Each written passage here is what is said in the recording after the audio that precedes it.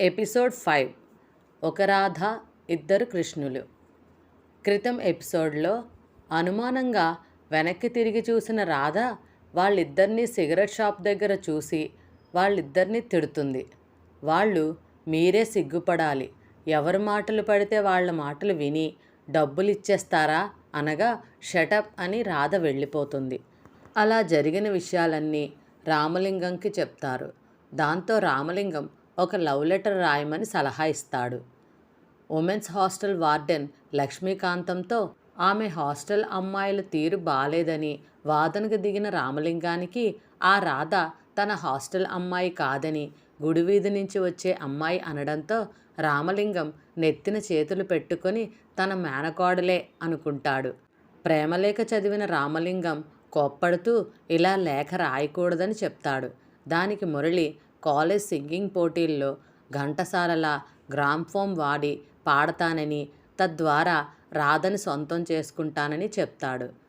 తల్లి శారదమ్మకు కృష్ణ కొంతకాలం ఇలా 4 గోడల మధ్య ఉంటే తను ఆ నరసింహాన్ని ఒక ఆట ఆడిస్తానని అంటాడు. కాలేజ్ ఆడిటోరియంలో మురళి పాట పాడుతూ ఉండగా గ్రామ్ఫోన్ స్పీడ్ పెంచేస్తాడు రామలింగం. దాంతో అప్పటి వరకు తన్మయత్వంతో ఉన్న రాధ మురళిని చూసి ఇడియట్ అని అనుకుంటుంది. రామలింగం అక్కడితో తృప్తి పడలేదు. ఈసారి వేగాన్ని 33కి తగ్గించాడు. దాంతో రికార్డ్ నెమ్మదిగా తిరగడం మొదలైంది. తాల నిండ పూదండ అంటూ మురళికి చెమటలు పట్టేసాగినాయి. ఆ తరువాత రామలింగం వేగాన్ని వెంటనే ఇష్టం వచ్చినట్లు 33 నుంచి 90కి, 90 నుంచి 33కి మార్చడం మొదలుపెట్టాడు. ఈ గొడవంతా చూసి అమితాబ్ బచ్చన్ పరుగుతో గ్రామ్ఫోన్ దగ్గరకు చేరుకున్నాడు. రామలింగం చేస్తున్న పని చూడగానే అతనికి ఒళ్ళు మండిపోయింది. రామలింగాన్ని ఒకే ఒక్క తన్ను తన్నాడు వెనక నుంచి. ఆ వేగానికి రామలింగం గ్రామ్ఫోన్తో సహా 2 మొగ్గలు వేసి గోడకు కొట్టుకుని కింద పడ్డాడు. పాట ఆగిపోయింది. పాట హఠాత్తుగా ఆగిపోయేసరికి మురళికి ఏం చేయాలో అర్థం కాలేదు. థ్యాంక్ యూ అనేసి స్టేజ్ దిగిపోయాడు. ఇడియట్ అని మరోసారి అనుకుంది రాధ కసిగా. రామలింగం మూలుగుతూ కుంటుతూ రిక్షాలో ఇంటికి బయలుదేరాడు. తన గదిలో దిగాలుపడి కూర్చుని ఉన్నాడు మురళి. అతని గ్యాంగ్ మెంబర్స్ అందరూ తలో విధంగా సానుభూతి చూపుతున్నారు. ఆ రామలింగం గాడిని మనం ఎంత దారుణంగా నమ్మేశాం, నమ్మించి గొంతు కోసేశాడు అన్నాడు మురళి. ఆంజనేయులు పరుగుతో వచ్చాడు గదిలోకి. గురు, నీకో ఫోన్ వచ్చింది. ఆడఫోనా మగఫోనా? మగఫోనే. అయితే లేనని చెప్పు. చెప్పాను గురు, కానీ వాడు మాట్లాడదలుచుకున్నది ఆడపిల్ల వ్యవహారం గురించట. ఆ వాక్యం పూర్తవకుండానే మురళి బుల్లెట్లా దూసుకుపోయి ఫోన్ అందుకున్నాడు. పక్కనే రామలింగం వింటున్నాడు. అతడిని గమనించలేదు మురళి. అతడి కాలికి బ్యాండేజ్ ఉంది. Hello, Murali here. ఎవరు మాట్లాడుతున్నారు? నీ నీడను. నీడా? అలాంటి పేరుగల పక్షులెవరు మన లిస్టులో లేరే. నీ డూప్లికేట్ని. మురళి గుండెలు వేగంగా కొట్టుకున్నాయి. అంటే అన్నాడు. అవునోయ్ పక్షి, మీ ఫ్రెండ్ దగ్గర అప్పు, బార్బర్ షాపు. చాలు గుర్తుకొచ్చేసావు. ఎవరు నువ్వు? ఎందుకు ఇలా చేస్తున్నావు? అదంతా చెప్పడానికి నేను నీలాంటి ఫూల్ని కాదురా. అయితే మరెందుకు ఫోన్ చేసినట్లు? నీ పిరికితనం, తెలివి తక్కువతనం చూసి జాలిపడి. నేను పిరికివాడినా? నా సంగతి నీకు తెలియదు ఇంకా. ఆపరా ఫూల్. ఎంత పిరికివాడివి కాకపోతే ఆ రోజు ఆ పిల్ల నేను ముద్దు పెట్టుకున్నందుకు నీ చెంప పగలగొడితే భోరున ఏడుస్తూ రూమ్కెళ్తావా? దమ్ముంటే, తెలివుంటే ఇంకేదైనా పైవెత్తు వేసి అసలు విషయం రుజువు చేసి ఉండేవాడివి. అవునా? అవును. చూసావా, అవును అని ఒప్పుకున్నావు. నువ్వు తెలివి తక్కువ, పిరికి ఎక్కువ అనడానికి ఇది మరో రుజువు. ఫోన్ డిస్కనెక్ట్ అయిపోయింది. హలో అన్నాడు మురళి. హఠాత్తుగా అతని మెదడులో ఓ మెరుపు మెరిసింది.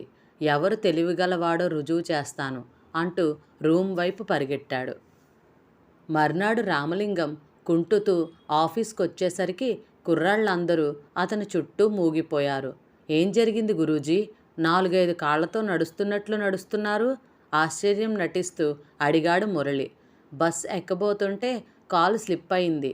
అందుకే ఏ వయసు ముచ్చట ఆ వయసులో అన్నారు సార్. స్టూడెంట్స్ చేసే పనులు మీరు ఈ వయసులో చేస్తే ఇలాగే 5-6 కాళ్ళొస్తాయి అన్నాడు అమితాబ్. ఇంతకు నీ ప్లాన్ విజయవంతం అయిందా బాబూ? నీ పాట విని ఆ పిల్ల నిన్ను ప్రేమించిందా? అమాయకం నటిస్తూ అడిగాడు రామలింగం. ఎవడో దొంగ రాస్కెల్ నా ప్లాన్ కాస్త నాశనం చేశాడు గురూజీ. అఫ్కోర్స్ వాడికి తగ్గ శాస్తి జరిగిందనుకోండి. అయినా ఏం పర్లేదు, మరో ఉపాయం ఆలోచించాను. ఈసారి ఆమె ప్రేమను పొందుతాను. నిజంగానా? కావాలంటే ఈరోజు రాధతో కలిసి పార్కుకు వెళ్తాను, వచ్చి చూడండి అన్నాడు. రామలింగం అతడి వైపు క్రూరంగా చూస్తూ, నిన్ను చెంప మీద కొట్టిన రాధ నీతో కలిసి పార్కుకా? ఇంపాసిబుల్ అనుకున్నాడు మనసులో.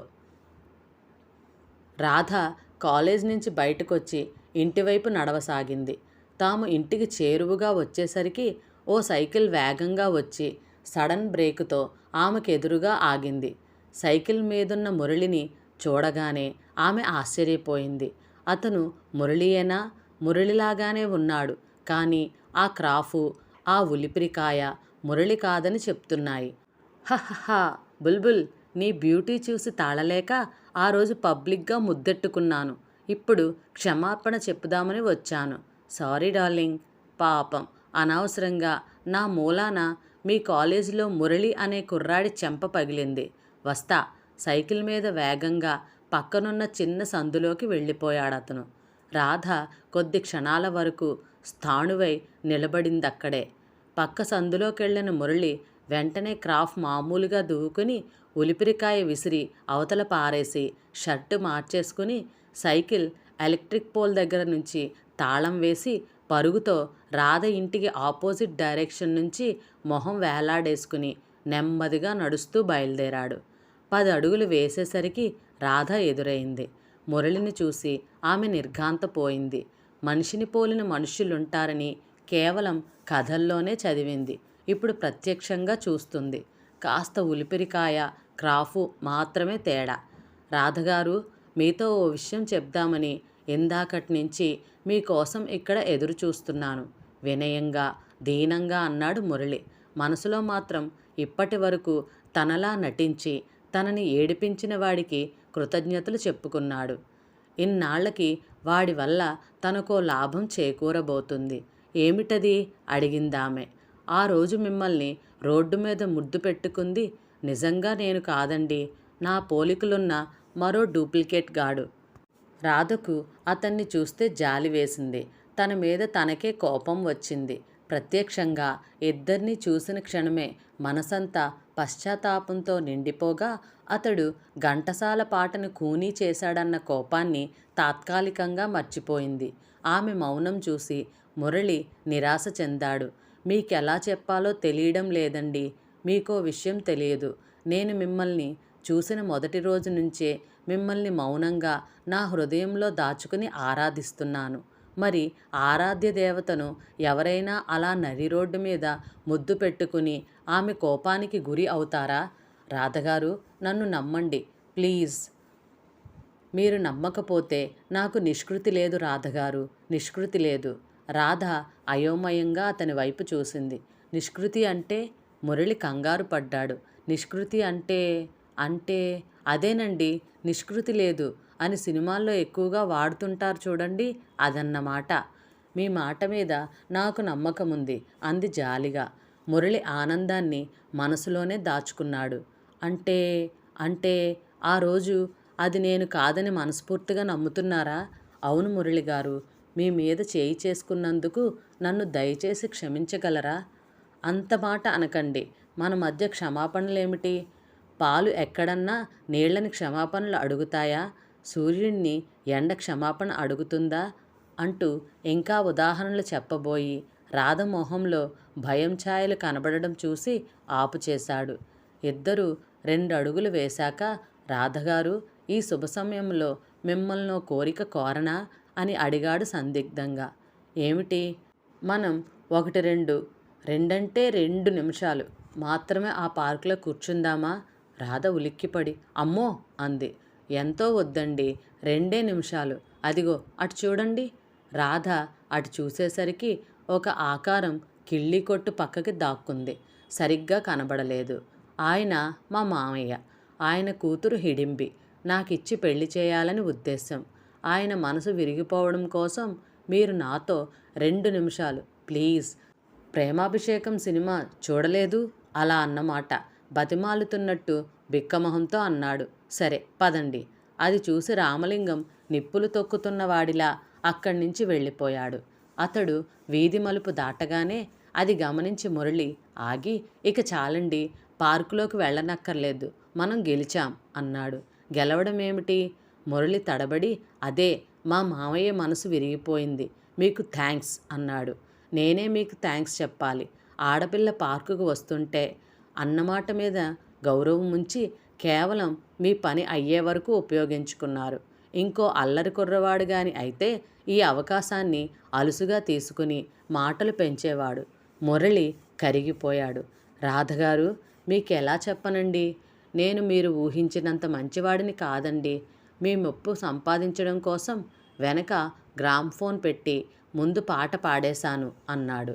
పర్లేదులేండి, కుర్రవాళ్ళన్నాక ఆ మాత్రం హుషారుండాలి అంది రాధ నవ్వాపుకుని. మురళి కొంచెం ఆగి భయం భయంగా తటపటాయిస్తూ, ఇదంతా ఎందుకో తెలుసా అండి అన్నాడు. ఎందుకండి? మిమ్మల్ని ప్రేమిస్తున్నాను అందుకు. అతడి మాటలు పూర్తి కాలేదు. రాధ అక్కడి నుంచి వడివడిగా వెళ్ళిపోయింది. ఆమె మొహం మీద ఇంకా సన్నగా నవ్వు కదలాడుతూనే ఉంది. దూరంగా బైనాక్యులర్స్తో మేడ మీద నుంచి ఇదంతా చూస్తున్న ఒక ఆకారం అక్కడి నుంచి తప్పుకుంది. ఆ రాత్రి రాధకు చాలాసేపు నిద్ర పట్టలేదు. ఎంత వద్దనుకున్నా మురళి గురించే ఆలోచనలు కమ్ముకొస్తున్నాయి. రాధా అన్న పిలుపు చెవుల్లో వినిపిస్తూనే ఉంది. తను మరీ పాతకాలపు చాదస్తాలు, ఆచారాలు, దుస్తులు, అలంకరణలతో ముసలమ్మలా కనిపిస్తోందని తన స్నేహితురాళ్ళందరూ అంటూ ఉంటే ఇతగాడికేమో తను అందంగా కనిపించిందా? అంతలో ఆమె ఆలోచనలు మరో విధంగా మలుపు తిరిగినాయి. ఎంత తప్పు చేస్తుంది తను? తను ప్రేమించడానికి, ప్రేమించబడటానికి అనర్హురాలు. కొంచెంసేపు విచక్షణా జ్ఞానం మర్చిపోవడంతో ఎంత ప్రమాదం సంభవించింది? ఆమె మనసులోనే గట్టిగా లెంపలు వేసుకుంది.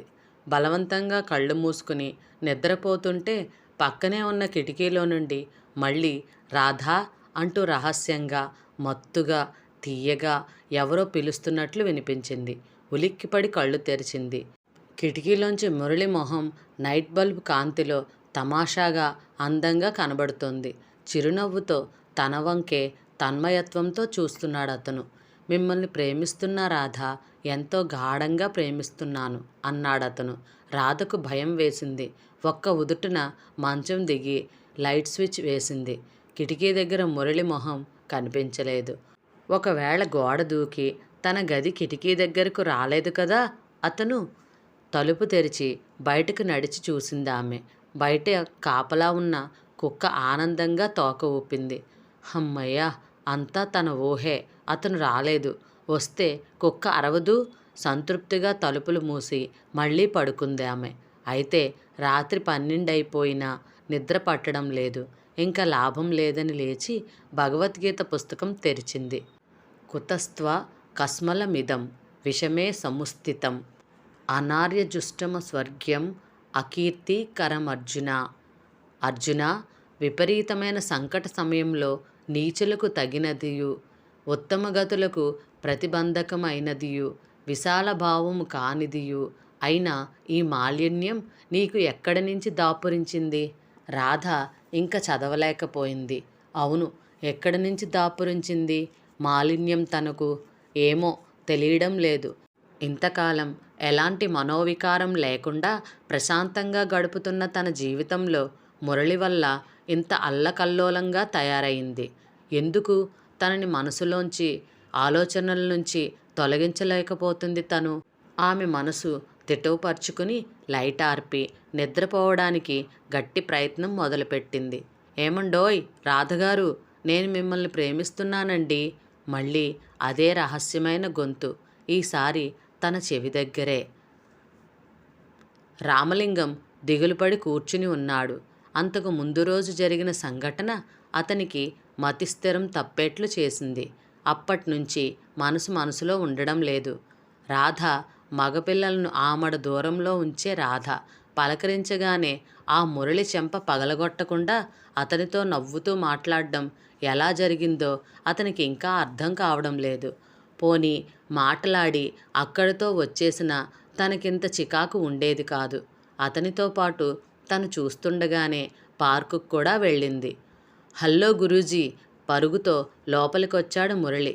వెంటనే తన మొహం మీద భావాలను చెరిపేసుకుని చిరునవ్వు నవ్వాడు రామలింగం. ఇప్పుడేమంటారు గురూజీ? రాధతో నిన్న మాట్లాడాను. తరువాత ఇద్దరం కలిసి పార్కుకు వెళ్ళాం. చూశాను కటువుగా అన్నాడు రామలింగం. పార్కులో ఏం జరిగిందో తెలుసా మీకు? ఆ అన్నాడు రామలింగం. రాధ నేను గాఢంగా కౌగిలించుకున్నాం. రామలింగం తల మీద పిడుగు పడ్డట్లయింది. కౌగిలించుకున్నారా? చెమటలు తుడుచుకుంటూ గాబరాగా అడిగాడు. రామలింగం అలా తను చెప్పే ప్రతి డైలాగుకి రియాక్షన్ ఇవ్వడం, చెమటలు తుడిచేసుకోవడం చూస్తే సరదా పుట్టుకొచ్చి తన ప్రసహనాన్ని మరింత పొడిగించాడు మురళి. కౌగిలించుకోవడమా? That is nothing. ఆ తరువాత ఇద్దరం ఫ్రెండ్ రూమ్కి వెళ్ళినప్పుడు జరిగిన విషయాలు చెప్తే మీరు మూర్ఛపోతారు.